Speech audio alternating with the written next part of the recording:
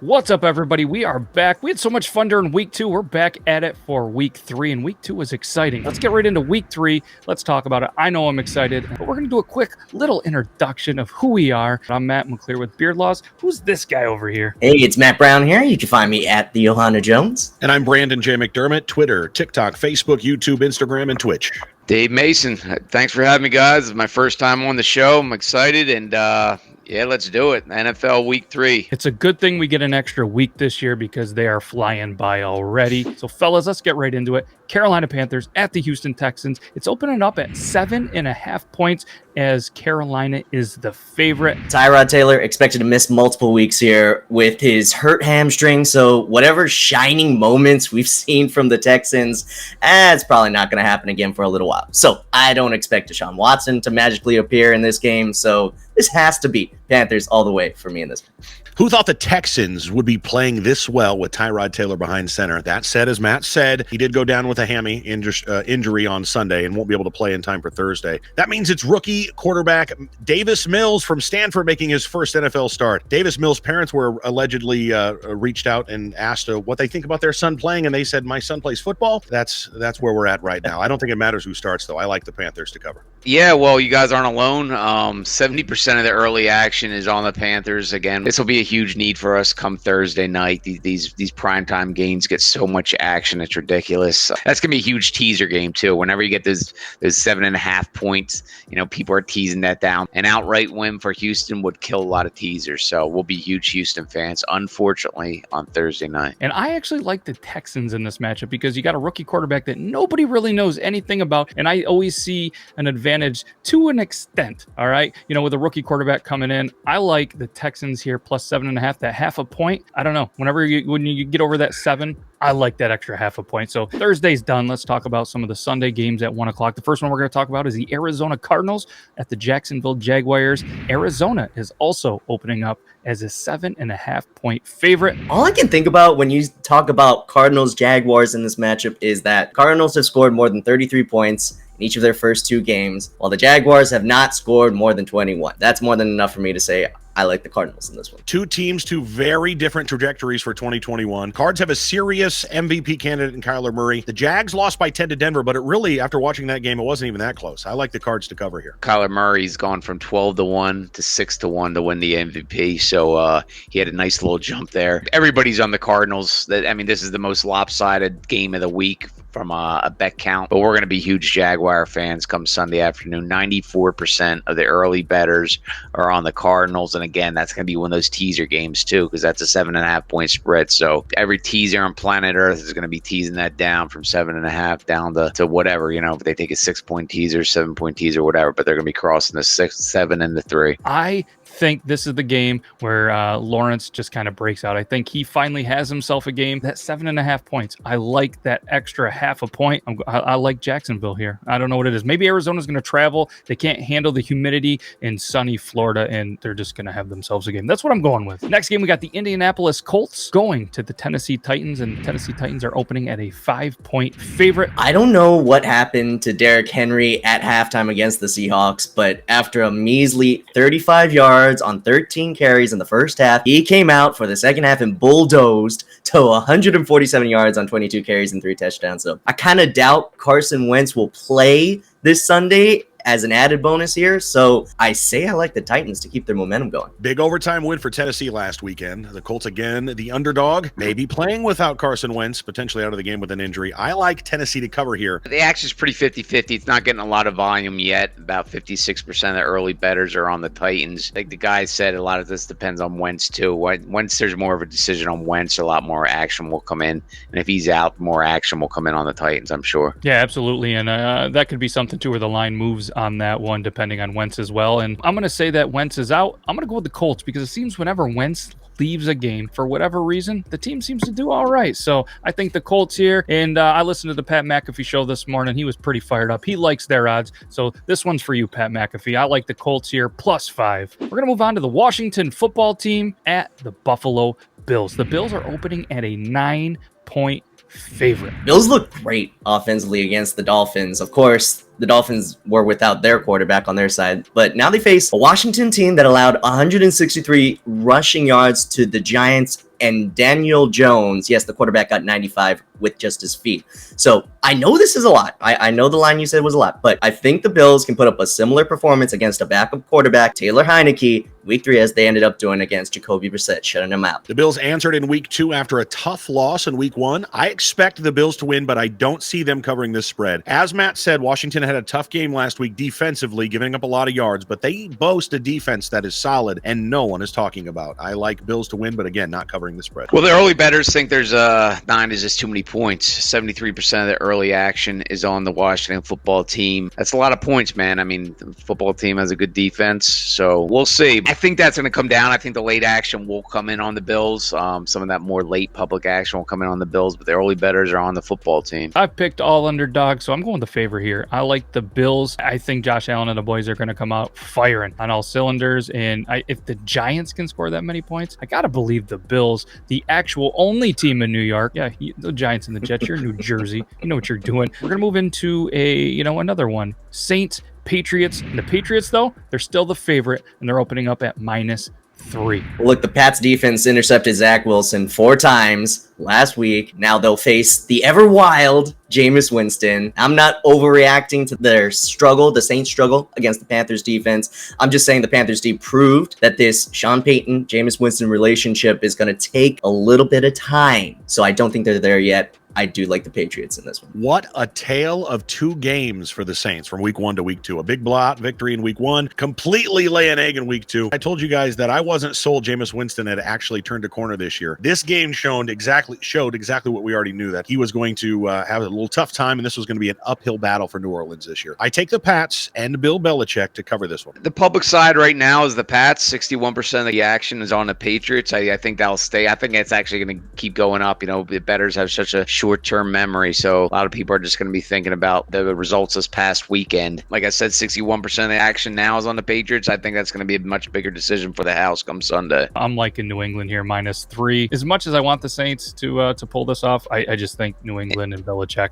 are a little too good for these guys. Next 1 o'clock game, we have the Los Angeles Chargers going to Kansas City to take on the Chiefs, who are opening as a 6.5-point favorite. I can see the automatic lean towards the Chiefs. I can see that against a Chargers team that can only put up 17 points against the Cowboys. But Chargers also hurt themselves with 12 penalties for almost 100 yards. I can see them cleaning that up and keeping it close just to cover against the Chiefs. The first big AFC West matchup of the season. This is what I think is one of, if not the best division in football. The Chargers lost, but had 2 key Justin Herbert touchdowns called back due to penalties. The Chiefs lost in a playoff-type matchup with the Ravens. I like the Chiefs to cover here, but it's going to be a tight game down to the wire. 57% of the early bettors are on the Chiefs. Again, 6.5. I think that will go up again. Chiefs have a set kind of that was one of the biggest. That was probably the biggest regular season decision in the history of BetOnline.ag the other night when the Ravens took out the Chiefs. I mean, everybody was on the Chiefs. So, again, some short-term memory stuff there. People might be a little leery. We'll definitely need the Chargers come game day, but it's not going to be as high as we thought it would be. And, again, 6.5-point spread. That'll be a teaser sweat. We'll be rooting for the Chargers outright. I like the Chargers to keep it close here. I think,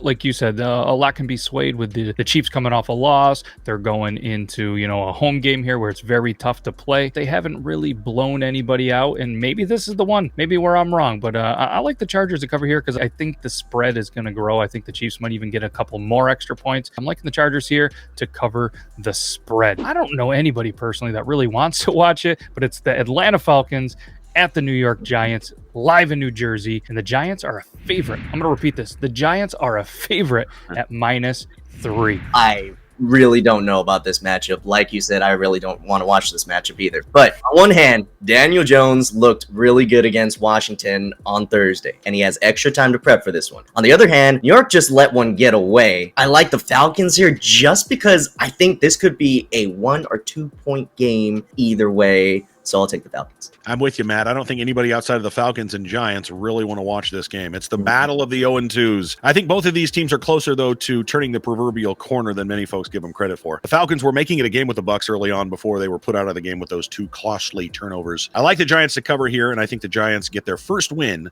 of the young 2021 season. Dave, what are you seeing here in a game of the 0-2s? Not a lot of action. I mean, but this is one of those games that, well, when you want to make this game exciting, bet on it, right? I mean, that's why one of these kind of stinker games, we'll put some money on it and you'll have a lot more fun. 69% early bettors are on the Falcons. Again, getting a field goal. This is your classic field goal spread game. You know, it would be a coin flip on a neutral field. So, you know, whoever's at home is going to be given a field goal, and there it is. This game to me screams push. I'm going to stick with it. I've been through there for 2 weeks. Don't trust the NFC East. And I'm going to continue here. I'm going to go with the Atlanta Falcons. I like them +3. I think it's easier going into a game knowing that you're going to play the Giants instead of, you know, the reigning Super Bowl and Tom Brady. Let's move on to the next 1 o'clock game. The Chicago Bears, Cleveland Browns. Cleveland is opening at a 7.5 point favorite. Talking about the line, like you just said, it could be a little high, but we'll see, because Andy Dalton's availability for this one could be a line changer in a different way. I think every Bears fan is hoping that he's too injured to play, right?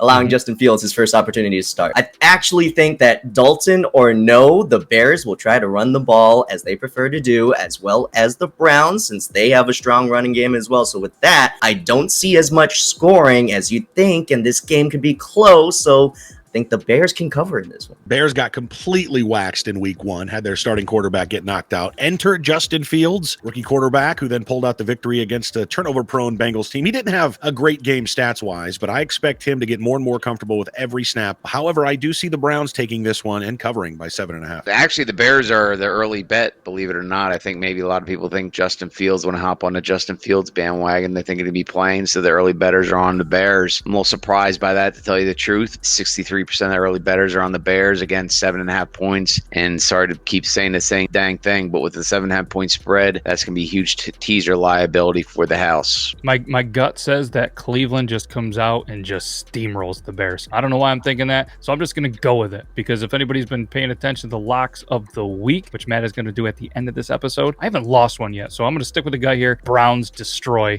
the Bears. And then the last 1 o'clock game is the Cincinnati Bengals taking on the division rival Pittsburgh Steelers. Steelers are opening up at a 4.5 point favorite, coming off the home loss too. You mentioned the loss. I mean, both teams seemed a little off in week 2, and both are capable of bouncing back. Don't get me wrong. Keep an eye on the status of TJ Watt in this one. I'm going to say line changer here for him as well, except in the opposite direction. You want him to be available if you're a Steelers fan, right? Dealing with the groin injury, where he lands on the injury report throughout the week could change everything. As it stands, I like the Steelers to actually play like they're at home this time. Steelers not only suffered a tough loss, but obviously had those tough key injuries, including TJ Watt. Joe Burrow had 3 costly picks last week, hopes to right the ship this week at home against the division foe. I think the Bengals do get that ship right, and those train back on the tracks, that is. And I see them winning here in Pittsburgh. Action's pretty choppy. 55% of the early actions on the Steelers. Again, currently -4.5 at BetOnline. It's just one of those games, man. The Steelers kind of let everybody down, let all the bettors down, losing outright. They're 6.5 point favorites. And, you know, if they win that game, this spreads over a touchdown. So, but they didn't. So now it's 4.5. So we'll see. But yeah, it's pretty choppy right now. Anytime it's a division game, you typically have no idea. You know, it could go either way. I know how the Steelers play. They seem to, whether they play down to their talent, they play with their talent. I see the Bengals keeping it close, whether they cover, whether it's a close game, but I like the Bengals here at 4.5. And interested to see, like you said,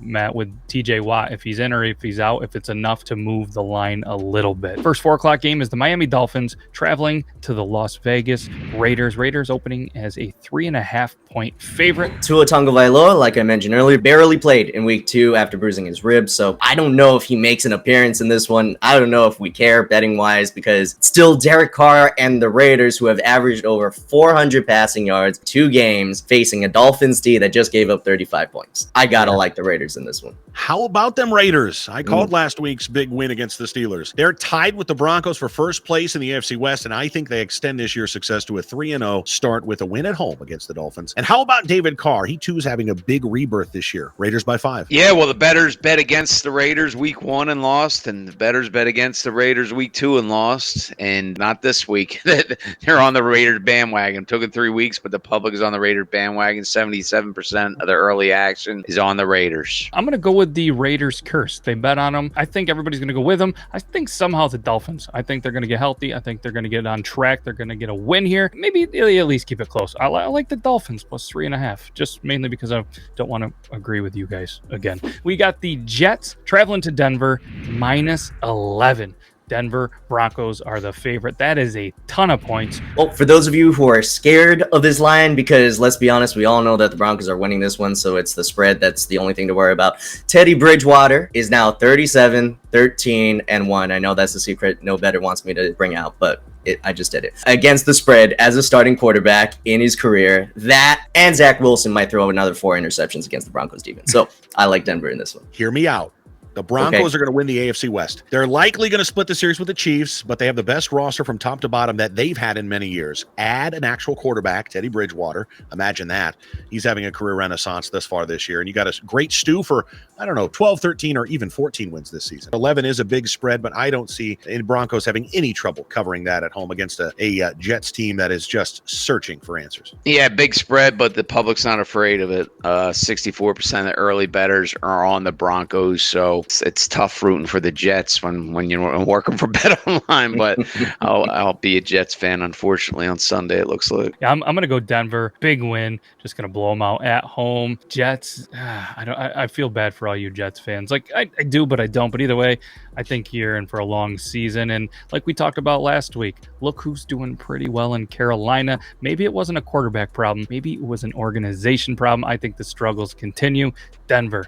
Big win. This is an interesting line to me, and I can't wait for Dave to chime in on this. You got Tampa Bay going to Los Angeles Rams, and the Rams are a 1-point favorite. I think we all know that Tom Brady should never be counted out. This sees his team being that rare underdog, so guess what? The Buccaneers are 5-0 against the spread in their last 5 games when they are the underdog. So I like the Bucs here. If last week's Chiefs-Ravens game was a preview of the AFC Championship game this year, this could be the preview of the NFC side. Battle of the 2-0s. As good as the Bucs are on both offense and defense, they did have some trouble last week against Matt Ryan and the Falcons. A couple late, timely INTs returned for touchdowns were helpful in that final score. However, I don't care what the spread is here. I like the Rams to upset here over the reigning Super Bowl champions. We're seeing lopsided action, and as usual, the bettors are backing Tom Brady. 86% of the early action is on the Buccaneers. I like the Rams here. I think the Rams are going to come out. They're going to be hot. Anybody that knows Tom Brady, anybody that has seen kind of Tampa as they went last year, they were just kind of no roller coaster. Then they got hot at the right time. I see a lot of that there. I'm interested to see too kind of how the line shifts, if it stays at 1 or if maybe it's going to get, a little bit of a line change. I believe our last 4:00 game is the Seattle Seahawks, Minnesota Vikings, and the Seattle Seahawks on the road as a 1-point favorite as well. Boy, it's been tough for Vikings fans. 3-point loss in week 1, followed up by a 1-point heartbreaker in week 2 where they missed that game-winning field goal try. Boy, this one's hard, but I'm going to go with this fact here that Seattle is 9-2 the last 11 years against the spread, specifically in week 3. So I like Seattle. I think it would be very easy for anybody watching this to come in and say the Seahawks are going to romp on the road. Russell Wilson's obviously having a bang-up start to 2021. The Seahawks did lose last week in a heartbreaker at home against the Titans, but I think the Vikings have something to prove and a bit of history on their side. They're 18-7-1 over the last 26 games as an underdog at home. I like the Vikings to blow this whole thing up and to win at home. Well, I hope you're right, because this is going to be another sweat. It's going to be another 4:00 sweat. I mean, and the action on these 4:00 games is there's so much action coming in on those because there's only a few of them. So, the 1:00 games, people spread their money out a little bit more, but these 4:00 games, man, they just take so much volume. And yeah, the early bettors are without a doubt on the Seahawks. 90% of the early actions on the Seahawks. So, yeah, go Vikings. 90%. You know what? I don't always follow the majority here, but I'm gonna. 90% is too big of an initial reaction from the public, so I like the Seahawks here. I'm jumping on that Russell Wilson bandwagon because Minnesota, I just can't trust you. It's not you, it's me. Let's talk about the Monday night game, and it's the division that I'm going to continue to talk about. The NFC East, you can't trust it. Eagles, Cowboys, America's team, opening at -4. What are you thinking, Matt? Well, Matt, you have no choice but to trust one of the NFC East teams here, so I'll leave it to you later. For as little as we think about the Dallas defense, they were good in the red zone against Justin Herbert. That said, I think Jalen Hurts can bounce back from a weak showing against the Niners and surprise Dallas. He's got a little better feet, a little better running game than Justin Herbert, and I think that outquicks the Dallas defense. I feel okay going with the underdog Eagles in this one. Big NFC East matchup here on Monday night. I do see Jalen Hurts making the Cowboys hurt. See what I did there?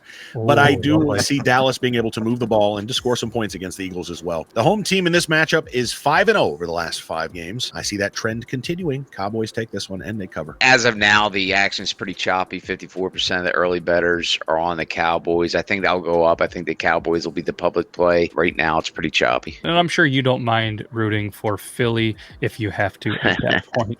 It makes it easier when I have to get to root for my home team. It's tough to root against them sometimes, but that's the business. That is the business. I would love nothing more for this to end as a tie. Everybody's smiling, but I unfortunately think that the Eagles, they're going to upset them. They're going to either keep it close or even win this game getting 4 points. So I'm going to go with the Eagles. Guys, that is a wrap on the week 3 for the predictions. We have the lock of the weeks, a segment that a couple of people from VegasOdds, we all are doing that. Let's start with Tom McNeil. He is 1-1 so far, and he's taking the bet of the under in total points with the Bengals and the Steelers. We talked about this a little bit earlier. This could be a defensive stalwart here. I don't know if 47 points is enough, so we'll see. Tom McNeil is going with 47 points under as his lock. What do you think, Matt? I like it. I can see that easily. I think he's going to be 2-1 going into week 4. Yeah, I definitely see that being a low-scoring affair. And those division matchups there with the Bengals, the Steelers, and the Browns, those tend to be low-scoring affairs anyway. I see that being a 17-14 type game. Sounds good to me, man. It's trending downwards. The total's already trending downwards. So if you can get that 47, go for it. But that won't be there for long. Yeah, and that's what it's all about, getting the best of the number. I mean, you got to beat that closing number. If you beat the best of the number, it doesn't matter what you're betting. But if you got the best of the number, like betting 47 when it's going down to 43.5, well, kudos to you. It's not a guarantee it's a winner, but putting a lot of mathematical advantages in your favor. So